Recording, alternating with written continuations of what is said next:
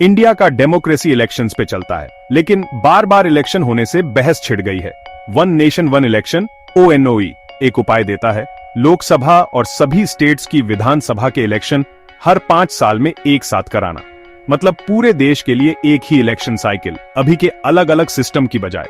सोचो, पूरे इंडिया के लिए एक ही दिन इलेक्शन, कोई लगातार प्रचार नहीं, इलेक्शन के चक्कर में कोई पॉलिसी रुकेगी नहीं।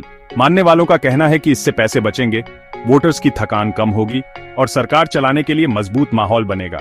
लेकिन विरोध करने वालों का कहना है कि ONOE से इंडिया का फेडरल स्ट्रक्चर कमजोर हो सकता है। उन्हें डर है कि इससे नेशनल पार्टीज को फायदा होगा और रीजनल पार्टीज को नुकसान। बहस पेचीदा है, दोनों तरफ से जोरदार दलीलें दी जा रही हैं। मकसद है इंडियन इलेक्शन प्रोसेस को आसान बनाना। यह आसान बनाने से इंडियन डेमोक्रेसी मजबूत होगी या कमजोर, यही ONOE डिबेट का असली सवाल है। ONOE का कॉन्सेप्ट इंडिया के लिए नया नहीं है। 1951 से 1967 तक लोकसभा और स्टेट असेंबली के इलेक्शन एक साथ होते थे। यह एक साथ होना कई कारणों से बंद हुआ, जैसे कुछ स्टेट असेंबली का भंग होना और कुछ सरकारों का समय से पहले हटना। इस दौरान इंडिया ने एक अलग इलेक्शन रिदम देखा। पॉलिटिकल पार्टीज ने नेशनल और रीजनल मुद्दों पर एक साथ प्रचार किया।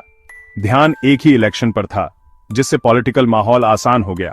यह पुराना इतिहास एक साथ इलेक्शन पर वापस जाने के असर को समझने के लिए जरूरी है। यह एक झलक देता है कि ऐसा सिस्टम कैसे काम कर सकता है। अतीत से अच्छे और बुरे दोनों तरह के सबक मिलते हैं, जो ONOE पर आज की बहस को जानकारी दे सकते हैं। ONOE को लागू करने के लिए एक फेज्ड अप्रोच की जरूरत होगी। पहले फेज में स्टेट असेंबली के कार्यकाल को लोकसभा के 5 साल के कार्यकाल के साथ मिलाया जाएगा। इसके लिए इलेक्शन शेड्यूल में बदलाव और संविधान में संशोधन की जरूरत पड़ सकती है। दूसरा फेज ज्यादा पेचीदा होगा, जिसका मकसद लोकल बॉडी इलेक्शन को लोकसभा और स्टेट असेंबली चुनावों के साथ करना होगा। इसके लिए और भी संवैधानिक संशोधन और ज्यादातर राज्यों द्वारा इसकी पुष्टि की जरूरत होगी। प्रस्ताव में कहा गया है कि ये लोकल इलेक्शन नेशनल और स्टेट इलेक्शन के 100 दिनों के अंदर कराए जाएं। इस दो तरफा रणनीति का मकसद इंडिया के लिए एक यूनिफाइड इलेक्शन कैलेंडर बनाना है। लेकिन इसके रास्ते में बहुत सी मुश्किलें हैं, जिन पर ध्यान से सोचना जरूरी है। ONOE की कामयाबी इन फेजेस को सही तरीके से लागू करने पर निर्भर करती है। इसके लिए एक अच्छी तरह से डिफाइंड रोड मैप और मुश्किलों से निपटने के लिए पॉलिटिकल इच्छा शक्ति की जरूरत है। सेक्शन 4, भारत के लिए वरदान। फायदों पर एक नजर। ONOE के समर्थक इसके कई फायदे बताते हैं। एक साथ इलेक्शन कराने से चुनाव का खर्च बहुत कम हो सकता है, जिससे दूसरे जरूरी कामों के लिए पैसे बचेंगे। पैसों की यह बचत इस प्रस्ताव के पक्ष में एक बड़ी दलील है। इसके अलावा ONOE से मॉडल कोड ऑफ कंडक्ट लागू होने से होने वाली रुकावट कम होगी, जिससे डेवलपमेंट प्रोजेक्ट्स अक्सर रुक जाते हैं। इससे गवर्नेंस बेहतर हो सकता है और पॉलिसी में निरंतरता आ सकती है। एक और फायदा है ज्यादा वोटिंग। एक ही इलेक्शन साइकिल से वोटर्स की थकान कम हो सकती है और डेमोक्रेटिक प्रोसेस में ज्यादा लोग हिस्सा ले सकते हैं। आखिर में ONOE से पॉलिसी में ज्यादा स्थिरता आने की उम्मीद है, जिससे निवेशकों का भरोसा भी आ सकता है और आर्थिक स्थिरता आ सकती है। उम्मीद है कि एक ज्यादा अनुमानित राजनीतिक माहौल निवेश को आकर्षित करेगा और आर्थिक विकास को बढ़ावा देगा।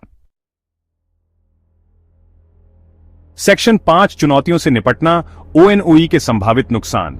अपने आकर्षण के बावजूद ONOE के विरोधी भी हैं। एक बड़ी चिंता यह है कि इससे इंडिया का फेडरल स्ट्रक्चर कमजोर हो सकता है, क्योंकि पावर केंद्रित हो जाएगी और राज्यों की स्वायत्तता कम हो जाएगी। विरोधियों का यह भी तर्क है कि एक साथ चुनाव से रीजनल पार्टीज को नुकसान हो सकता है, जो अक्सर राज्य के खास मुद्दों पर ध्यान देती हैं, और ये मुद्दे एक साथ चुनाव में नेशनल मुद्दों के पीछे छिप सकते हैं। एक और चुनौती है बीच में होने वाले चुनावों की पेचीदगियों को हल करना। अगर 5 साल की अवधि पूरी होने से पहले किसी राज्य या लोकसभा के लिए नए चुनाव कराने की जरूरत पड़ती है, तो उसके लिए एक स्पष्ट तरीका होना जरूरी है। व्यवस्था से जुड़ी मुश्किलें भी एक बड़ी चिंता है। इंडिया जैसे विशाल और विविधतापूर्ण देश में एक साथ चुनाव कराने के लिए बहुत ज्यादा प्लानिंग और कोऑर्डिनेशन की जरूरत होगी। ऐसी स्थिति में स्वतंत्र और निष्पक्ष चुनाव कराना एक बहुत बड़ा काम होगा।